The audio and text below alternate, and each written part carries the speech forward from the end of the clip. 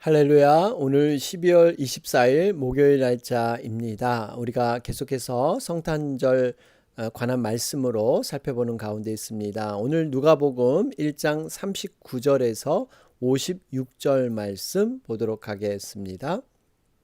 이때 마리아가 일어나 빨리 산골로 가서 유대 한 동네에 이르러 사가랴의 집에 들어가 엘리사벳에게 문안하니 엘리사벳이 마리아가 문안함을 들으매 아이가 복중에서 뛰노는지라 엘리사벳이 성령의 충만함을 받아 큰 소리로 불러 이르되 여자 중에 내가 복이 있으며 내 태중의 아이도 복이 있도다. 내 주의 어머니가 내게 나아오니 이 어찌된 일인가. 보라, 내 문안하는 소리가 내 귀에 들릴 때 아이가 내 복중에서 기쁨으로 뛰놀았도다. 주께서 하신 말씀이 반드시 이루어지리라고 믿은 그 여자에게 복이 있도다. 마리아가 이르되 내 영혼이 주를 찬양하며 내 마음이 하나님 내 구주를 기뻐하였음은 그의 여종의 비천함을 돌보셨음이라. 보라, 이제 후로는 만세의 나를 복이 있다 일컬으리로다. 능하신 이가 큰 일을 내게 행하셨으니 그 이름이 거룩하시며 긍휼하심이 두려워하는 자에게 대대로 이르는도다. 그의 팔로 힘을 보이사 마음의 생각이 교만한 자들을 흩으셨고 권세 있는 자를 그 위에서 내리치셨으며 비천한 자를 높이셨고 줄이는 자를 좋은 것으로 배불리셨으며 부자는 빈손으로 보내셨도다. 그 종 이스라엘을 도우사 긍휼히 여기시고 기억하시되 우리 조상에게 말씀하신 것과 같이 아브라함과 그 자손에게 영원히 하시리로다 하니라. 마리아가 석 달쯤 함께 있다가 집으로 돌아가니라. 아멘. 우리 누가복음 1장 살펴보는 가운데 있습니다. 어제 말씀을 통해서 정말 하나님께서는 이 땅에 놀라운 기적적인 방법으로 오셨습니다.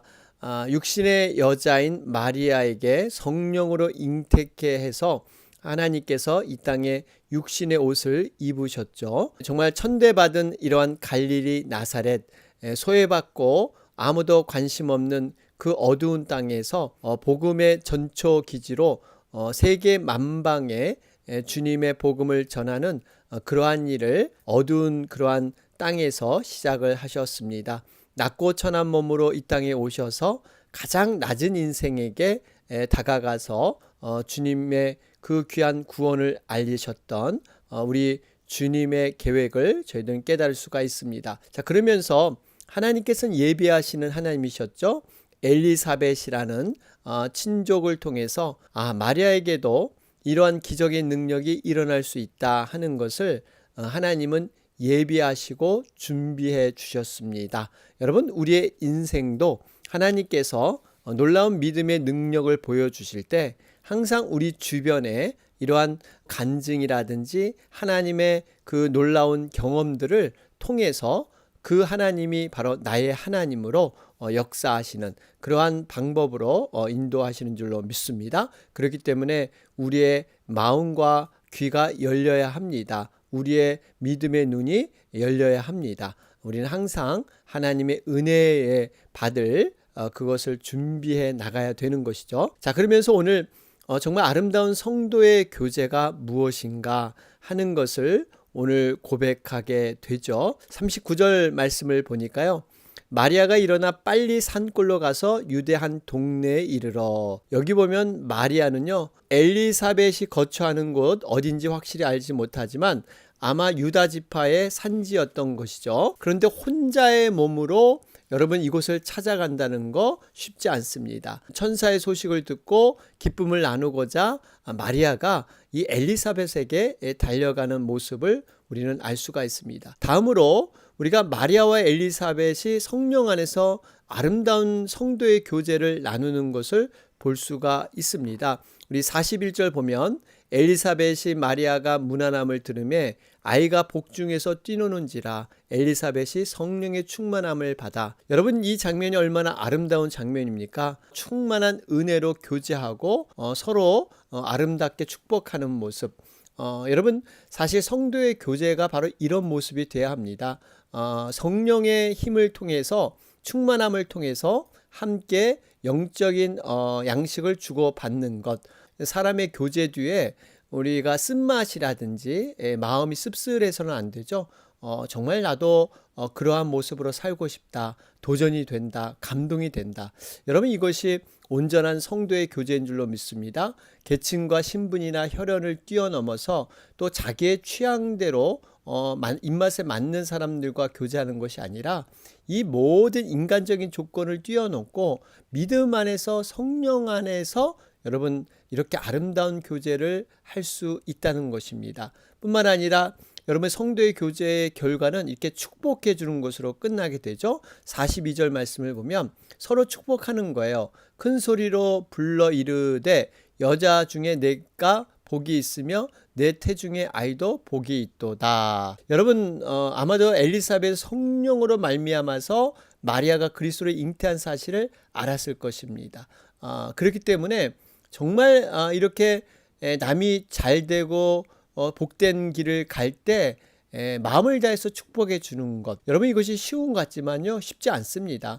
남이 어려울 때는 위로는 잘 되는데요, 정말 잘 되었을 때 진심으로 축복해 주는 것 쉽지 않은데, 이 엘리사벳은 성도의 아름다운 교제를 통해서 축복해 주고 있습니다.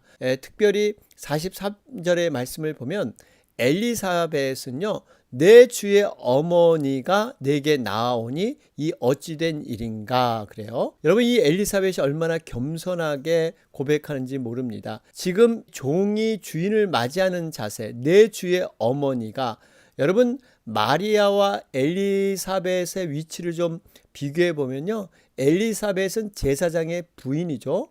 마리아와 비교하면 어머니뻘 되는 나이가 많은 여인이었습니다. 그럼에도 불구하고 그리스도를 잉태했기 때문에 마리아를 존귀 여기고 그 앞에 겸손히 행한 것입니다.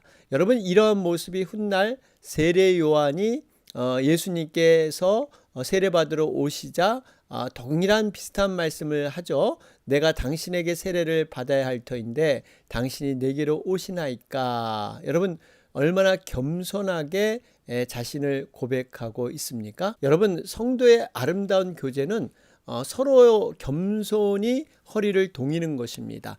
자신을 낮추고 상대방을 정말 높이는 이러한 겸손 속에서 아름다운 성도의 교제가 일어나게 될 줄로 믿습니다. 자, 그런 가운데 44절 보시면 보라, 내 문안하는 소리가 내 귀에 들릴 때 아이가 내 복중에서 기쁨으로 뛰놀았도다. 여러분, 지금 엘리사벳은 그 임신한 지가 한 6개월 된 아이, 어떻게 보면 태아로서 인간의 모습을 갖출 때입니다.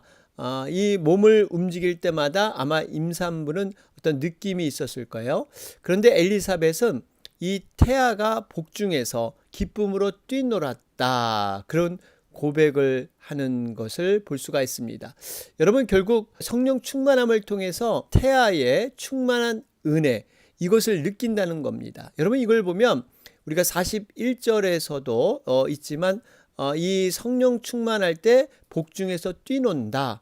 여러분, 지금 이 말씀, 또 우리 44절의 말씀 이렇게 함께 연결해 보면 믿는 자의 이 어머니가 얼마만큼 태아에게 믿음의 영향을 미치는가 하는 것을 말씀을 통해서 확인할 수가 있습니다. 여러분, 어머니가 성령 충만하면 아이도 성령 충만함을 받게 될 줄로 믿습니다. 시편 기자는 22편 10절에 이런 말씀을 해요. 내가 날 때부터 주께 맡긴 바 되었고 모태에서 나올 때부터 나의 하나님이 되셨사오니. 여러분, 이 의미는 복중의 태아에게도 충만한 은혜를 베풀 수 있다는 것입니다. 그래서 여러분, 이 태교라는 거 있죠. 아이에게 정말 신앙의 교육을 이렇게 시키는 것, 이게 가능하다는 겁니다. 그래서 우리가 아이를 임신했을 때 더욱 말씀과 기도에 가까이 하고 찬양을 많이 듣는 것. 여러분 이것이 정말 아이에게 놀라운 믿음의 기초를 다지는 그러한 기회가 되는 줄로 믿습니다. 그래서 성경에 보면 아브라함의 후손 이삭도 그렇고 사무엘, 삼손 모두가 이 모태 때부터 하나님의 은혜를 받은 자들이다. 이렇게 기록되어 있습니다. 자, 그런 가운데 45절 말씀을 보면 주께서 하신 말씀이 반드시 이루어지리라고 믿은 그 여자에게 복이 있도다.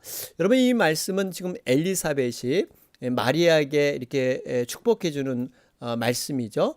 왜냐하면 엘리사벳은 이미 하나님의 말씀의 성취를 자신이 경험했습니다. 마리아는 사실 지금 천사를 통해서 이걸 깨닫고 있는 거죠. 특별히 이 엘리사벳은 하나님이 하신 말씀이 그대로 이루어짐을 경험할 뿐만 아니라 남편 사가랴는요 하나님 말씀대로 벙어리가 되는 경험도 있죠. 여러분 이것은 하나님은 반드시 약속의 말씀을 이루신다는 것을 엘리사벳은 철저히 경험했습니다. 그 경험된 하나님을 가지고 이렇게 상대방을 축복해 주는 것. 여러분 그렇기 때문에 우리가 내가 먼저 말씀의 경험이 있어야 되고 믿음의 반석 위에 서야만 다른 사람에게 축복의 통로로 서게 되는 줄로 믿습니다. 그러면서 46절, 47절 말씀을 보면 마리아가 이제 내 영혼의 주를 찬양한다 그리고요. 47절에 내 마음이 하나님 내 구주를 기뻐하였음은 마리아가 과거에 처음에 이런 수태고지의 소식을 들은 다음에는 굉장히 두려움과 떨림이 있었죠. 그런데 이제는 그 예수 그리스도가 내 안에 계심을 알고 오히려 찬양하고 기뻐했다. 이런 고백을 드리고 있습니다. 여러분 이것은 우리 예수 그리스도를 소유하게 되면 인생의 모든 두려움과 모든 그러한 걱정 근심이 다 사라지고 온전한 평안의 마음 바로 찬양과 기쁨이 되게 될 줄로 믿습니다. 그러면서 한 가지 중요한 그러한 신학적인 뼈대는요. 여기 보면은 마리아가 47절에 하나님 내 구주를 기뻐하였음은 그래요.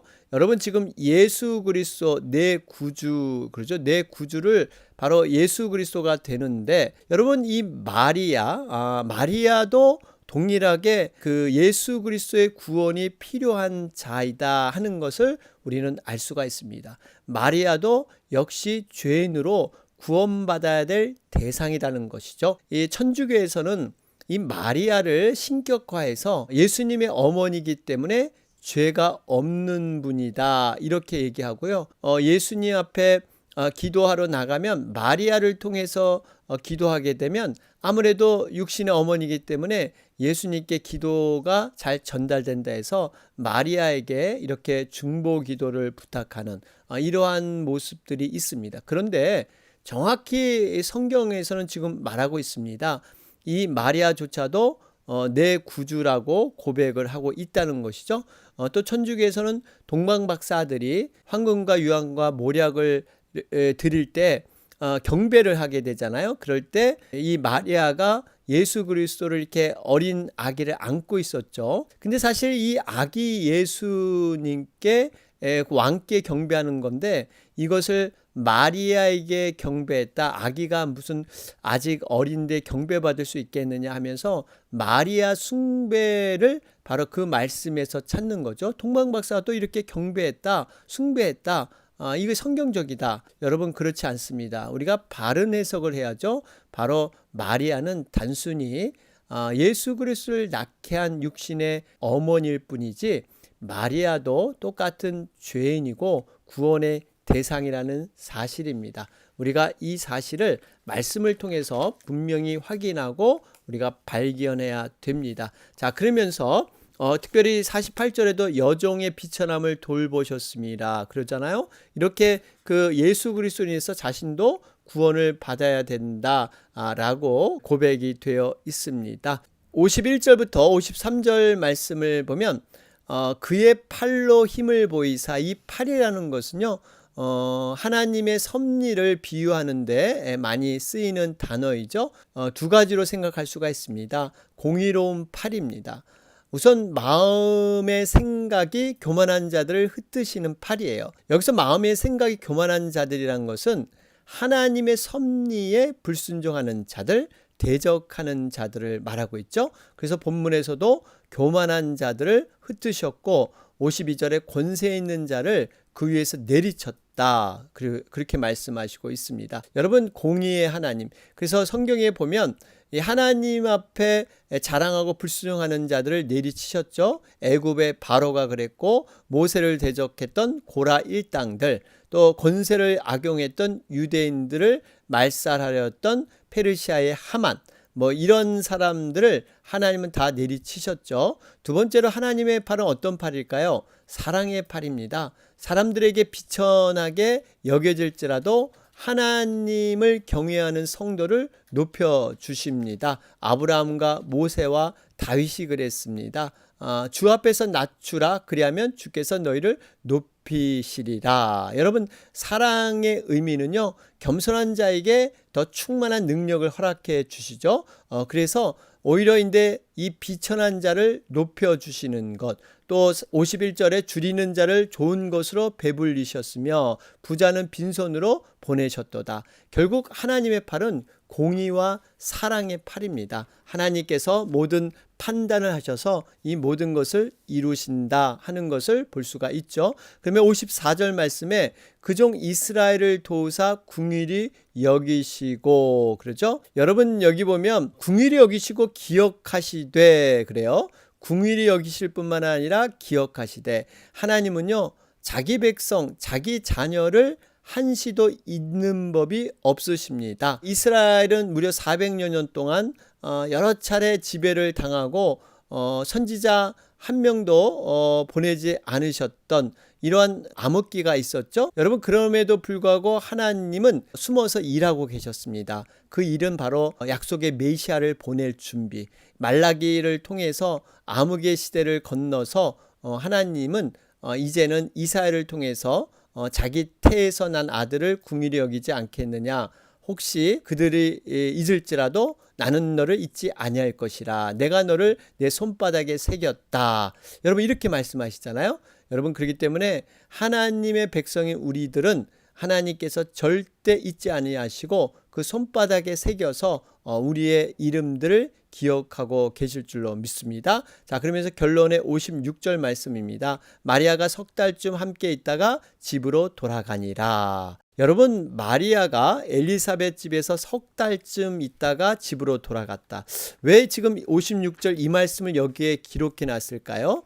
이유가 있습니다. 이 석 달이라는 시간, 마리아가 아이를 잉태했다는 사실이 아마 가족들에게 알려졌을 겁니다. 이 소식은 어쩌면 요셉에게도 알려졌죠. 여러분, 사실 이 석 달이라는 시간을 통해서 하나님께서 해결하시는 놀라운 기간으로 하나님이 사용하십니다. 여러분, 이 기간 동안 요셉에게 꿈에 천사들을 하나님이 보내셔서 마리아가 잉태한 사실을 알려주지 않습니까? 그래서 요셉이 찾아와서 마리아를 보호하고 데려가게 됩니다. 여러분, 남편 될 요셉이 앞장서면 마리아에 대해서 그 누구도 이렇다 저렇다 얘기하기가 어렵죠. 여러분, 남편을 하나님께서 이렇게 딱 꿈을 통해서 확신 있게 보여주신 것입니다. 그래서 마리아가 3개월을 통해서 하나님의 문제 해결을 다 해결해 주시고 이제는 마리아가 이렇게 아이를 낳을 수 있도록 모든 환경을 조성해 주시는 시간, 이 석 달쯤. 여러분, 이 시간 동안 마리아는 무엇했겠어요? 하나님 앞에 열심히 기도하면서 정말 자신에게 주신 그 아이를 위한 많은 중보 기도를 했을 겁니다. 이럴 때 하나님은 모든 것을 해결하시고 예비하셔서 마리아가 그 길을 갈 수 있도록, 순종할 수 있도록 도와주시는 것. 여러분, 이것이 하나님의 계획입니다. 여러분, 우리도 이렇게 석 달쯤 함께 기도하듯이 우리도 정말 하나님만을 바라보며 기도할 때 내가 상상하지 못하는, 해결하지 못하는, 마리아 입장에서 여러분 이것을 어떻게 해결하겠어요? 남편이 요셉에게 가서 설명을 한들 알아듣겠습니까? 자기의 가족인 부모님과 형제들에게 가서 설명한들 알아듣겠습니까? 여러분 이것은 인간의 힘으로 도저히 설명될 수 없는 부분이에요. 정말 이런 일이 있잖아요. 인간의 힘으로 할 수 없는 일들. 여러분 우리 인생에 그런 일들을 만나게 됩니다. 여러분 그럴 때는요. 우리가 두 손 두 발 다 내려놓고 그저 하나님 앞에 기도하는 수밖에 없습니다. 그러면 하나님께서 정말 우리가 하지 못하는, 인간이 하지 못하는 일을 하나님께서 친히 해결해 주실 줄로 믿습니다. 오늘 말씀 정리하면요. 엘리사벳과 마리아의 만남, 축복된 만남이었습니다. 특별히 엘리사벳은 이미 하나님을 경험한 그런 은혜가 있었기 때문에 마리아에게 축복해주고 서로 축복의 통로로 아름답게 쓰임받은 모습이 오늘 나타나고 있습니다. 그러면서 마리아가 그리스도를 잉태한 사실 하나만으로도 이렇게 아름다운 찬양과 영광을 돌리는 모습. 여러분 우리는 어떤 존재입니까? 구속의 은혜, 십자가의 은혜를 우리는 경험하고 그 모든 효력을 입은 자들이죠. 어떻게 보면 마리아보다 더 구체적이고 확실한 은혜를 덧입은 사람들이 우리들이에요. 여러분 우리들은 어떻게 이것을 표현해야 될까요? 또 성탄절을 맞이해서 우리는 이 예수님을 어떻게 맞이해야 될까요? 마리아보다 사실 더 큰 믿음과 기쁨으로 맞이해야 될 줄로 믿습니다. 시와 찬미와 신령한 노래들로 서로 화답하며 너희의 마음으로 주께 노래하며. 여러분 이러한 기쁨과 감사를 서로 고백하며 나눌 때 여러분 그 은혜는 더욱더 커지게 될 줄로 믿습니다. 자, 오늘 말씀 정리해 보면 말씀을 믿는 이들의 참다운 교제와 찬양. 여러분 기억하면서 하나님 앞에 나가도록 하겠습니다. 우리 이 시간 목요일 날짜인데요. 영혼들을 위해서 간절히 중보하는 날입니다. 우리 주변에 어려움을 겪는 영혼들, 또 육신의 질병, 또 영혼의 방황, 또 특별히 하나님을 알지 못하는 영혼들을 위해서 간절히 중보하는 이 시간이 되시길 바랍니다. 다 같이 기도드리겠습니다.